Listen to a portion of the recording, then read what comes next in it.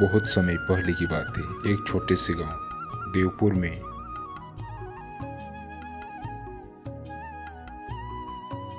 लखन अपनी पत्नी शालिनी और 8 साल की दिया के साथ रहता था।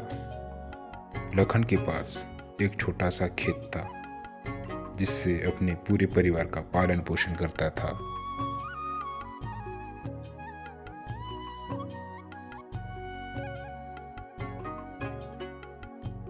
एक सुबह लखन की पत्नी बहुत बीमार हो जाती है। लखन के पास इतना पैसा तो था नहीं कि उसकी पत्नी का इलाज करा सके, इसलिए अपनी जमीन बेचने का निर्णय लेता है। लखन ने अपनी जमीन बहुत कम दामों में बेचा क्योंकि उसकी मजबूरी थी। पर किस्मत का खेल तो देखो, उसकी पत्नी ठीक हो जाती है।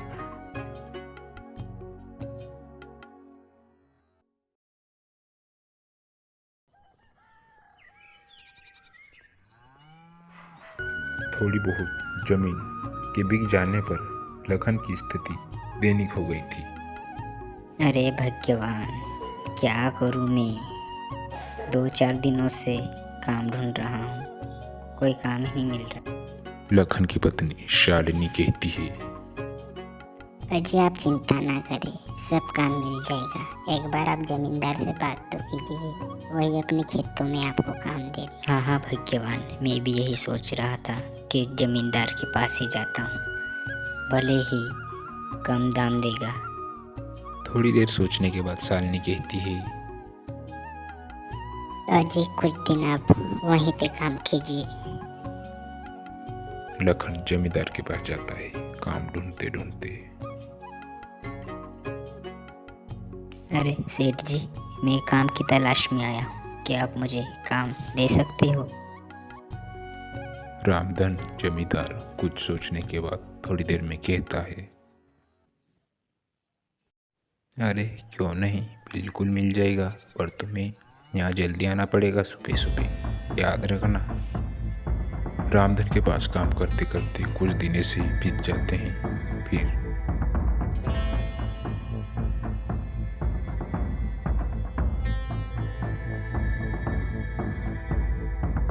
सर्दी का मौसम आ ही चुका था। हर तरफ ठंडी हवाएं चल रही थी। अरे भगवान, बाहर तो बहुत ही ज़्यादा ठंड लग रही है।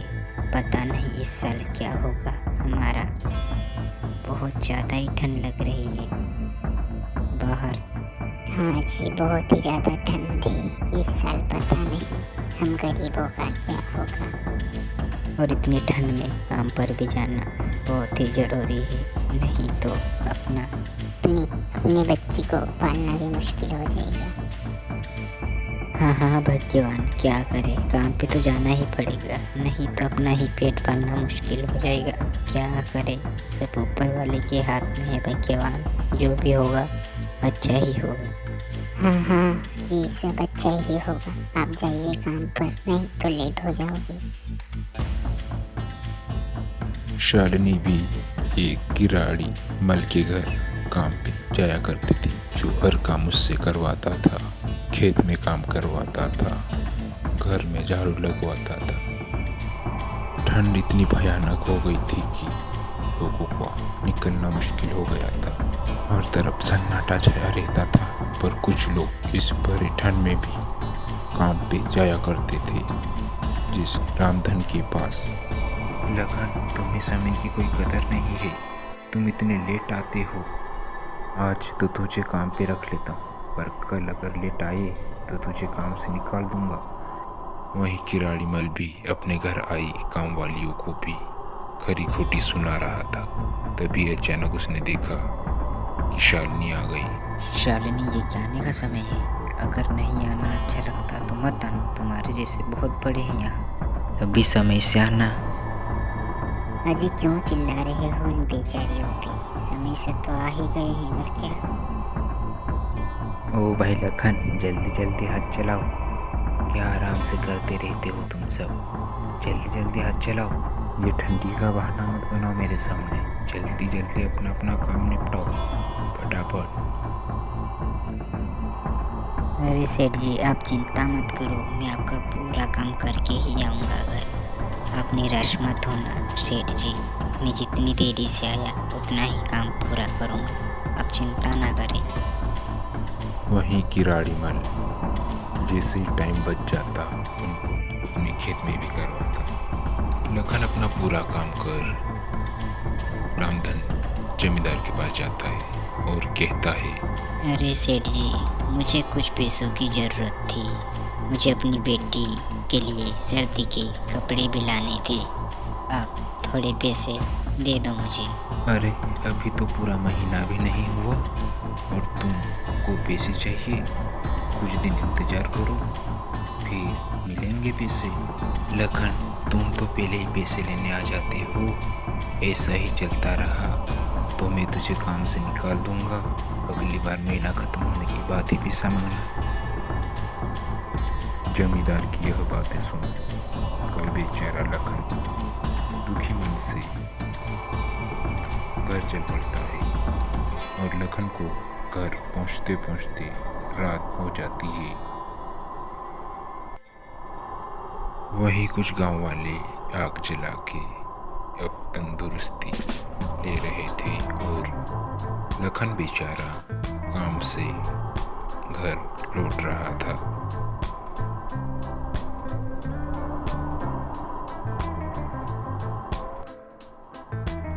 अजी, आ गए आप? इतनी देरी क्यों कर दी आने में? क्या हुआ, बहुत उदास लग रहे हो? अरे भगवान, वो जमींदार जी ने रोक लिया था और मैंने पैसे मांगे, वो अभी नहीं दिए और खरी खोटी सुनाने लगे। तुम काम नहीं करते, बहुत लेट आते हो, ऐसा वैसा बोलने लगी। अब क्या करो भगवान? अच्छा, कोई बात नहीं। आप सर्दी में कैसे ठिठुर रहे हो? आओ हाथ सेक लो। फिर शालिनी दिया की तबीयत के बारे में बताती है। अजय, दिया की तबीयत बहुत ही खराब है। पता नहीं क्या हो गया, इस ठंडी के कारण इसे बुखार हो गया है शायद। आप वैद्य जी के पास जाइए ना। हाँ हाँ भगवान, जाता हूँ मैं। थोड़ी देर हाथ तो सेक लो। लखन जंगलों से लकड़ियाँ लाना भी भूल चुका था क्योंकि उसे जमींदार जी ने रोक लिया था। मैंने सोचा था कि सेठ जी से कुछ मदद मांग लूंगी, लेकिन वह तो आज मुझ पर ही गुस्सा करने लगे।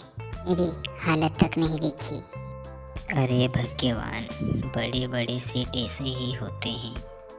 उन्हें किसी से कोई लेना देना नहीं होता, सिर्फ अपने काम से प्यार करते हैं वो, किसी गरीब से नहीं भगवान। आप जाइए और वैद्य जी को बुला कर लाइए। टिया की तबीयत बहुत ही खराब होती जा रही है, जल्दी जल्दी जाइए। आधी रात का समय हो चुका था और कड़कड़ाती हुई बारिश, भयानक ठंड। लखन चारों ओर से चिंताओं से घिरा हुआ था। लखन उस बारिश वाली रात में बिना रुके चलते ही जा रहा था। आखिरकार वैद्य जी के घर पहुंच गया, पर उसकी बदकिस्मती तो देखो, वैद्य जी घर पर ही नहीं थे। वैद्य जी की पत्नी ने कहा, वैद्य जी तो आज घर ही नहीं है। आपके पास बुखार से बचने का कोई उपाय हो तो आप मुझे दीजिए ना। मेरी बेटी बहुत ही बीमार है, इस भयानक ठंड को वो ज़्यादा देर तक नहीं झेल सकती। मुझे तो कुछ पता ही नहीं है बुखार की दवा कौन सी है। वो तो अपनी पोटली अपने साथ ही ले गई, वो आएंगे तो मैं बता दूंगी। बारिश भी कुछ समय तक रुक जाती है। लखन अपने घर की ओर जा ही रहा था कि अचानक उसे एक चिल्लाने की आवाज़ सुनाई देती है। अरे बेटी, तुम चिंता मत करो, सब ठीक हो जाएगा। तुम्हारे पिताजी अभी वैद्य जी को बुला के लाएंगे। तुम बहुत ही जल्दी ठीक हो जाओगी मेरी बेटी, तुम चिंता मत करो। बारिश भी बहुत ही भयानक हो रही है और हवा भी बहुत तेज चल रही है। दिया का शरीर पूरी तरह से ठंडा पड़ चुका था और उसकी आंखें खुली की खुली रह गई। इसे देख शालिनी जोर जोर से चिल्लाने लगी। शालिनी की आवाज इतनी भयानक थी कि वो पूरे गांव में गूंजते हुए जा रही थी। खतरनाक बारिश के बीच उसकी आवाज चीरती हुई जा रही थी।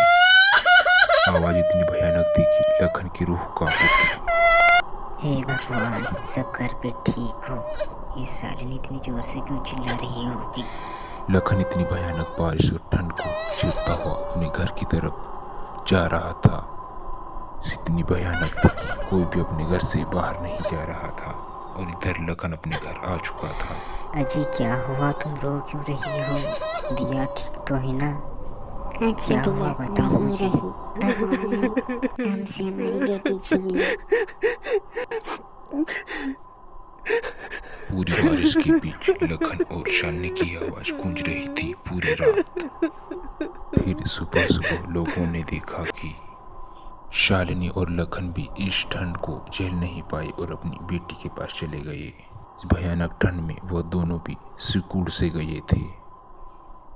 वहीं सभी गांव वाले इकट्ठा हुए और आपस में बातें करने लगे।